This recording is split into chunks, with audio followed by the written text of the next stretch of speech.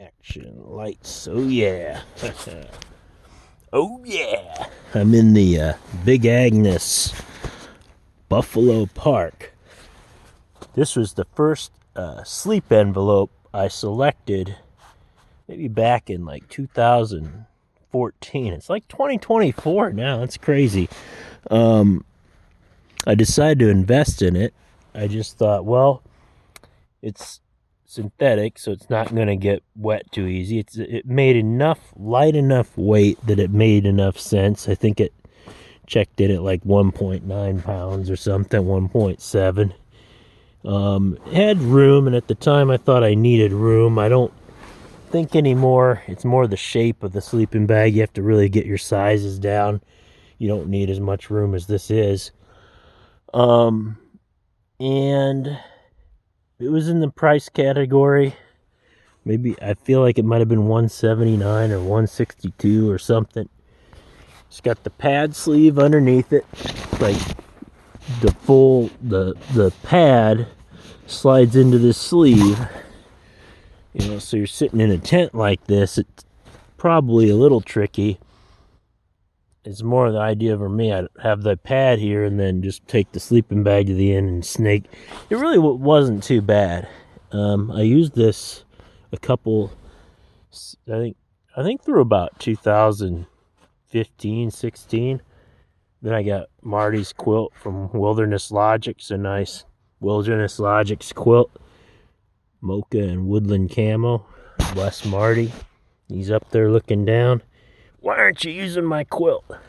Well, speaking of down, I've been testing the Big Agnes Daisy Mae, which their newer series, maybe these came out in like 2016, 2019, I don't know, we're at 2024, so they've been evolving.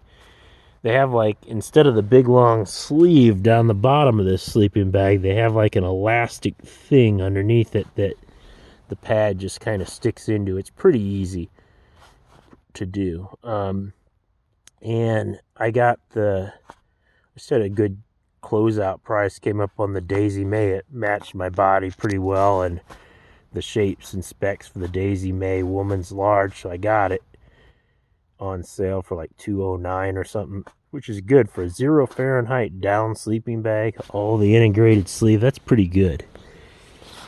But the thing about the down is right away I noticed, I tested in the hammock, and it was really cold that night, testing its limits. I don't remember if I had this pad underneath it or a bottom quilt or what. I think both. And you could just tell around your face where your breath humidity is, makes the down kind of smell a bit. Okay, whatever, you just got to learn how to breathe, wrap a fleece around your mouth, or you're going to get some odor with down. But then the next few days it warmed up a little, so it's kind of like that melting period. There's all kinds of slush on the ground, and it's barely around freezing, so it's not really melting, and it's raining really cold, and maybe like in Fahrenheit just above freezing, like 30, 33, 35.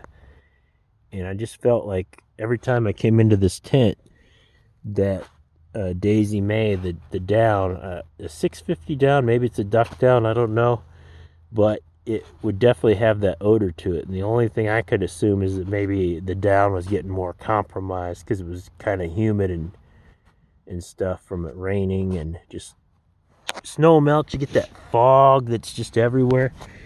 And it's not that it was cold, it's just that it wasn't really that plush and warm staying in the Daisy Mae at a 33 to 35 Fahrenheit and raining, as opposed to even going down to 0 Fahrenheit. So I think they have their niche, these down products.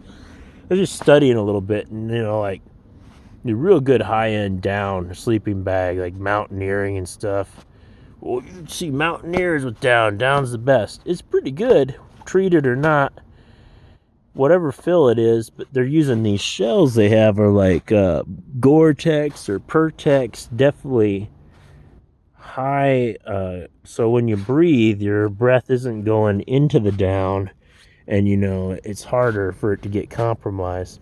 That said, humidity's humidity. If it's raining and stuff and the humidity and the weather is whatever, it's only going to be a matter of time before you get compromised. Um, it makes me think, it's so I've got the other version of the Daisy Mae, the Sunbeam, coming. Just great clearance prices on these things. And I'm going to try the synthetic version. I may have to mail back the down one. I love it. It's beautiful. It's plush, but I just don't like the smell of the down. But it's not just the smell. It's the idea that it's being compromised. I've never really had something smell. I have had something smell like the Daisy Mae. I've just like a Costco quilt, and super nice guy made it.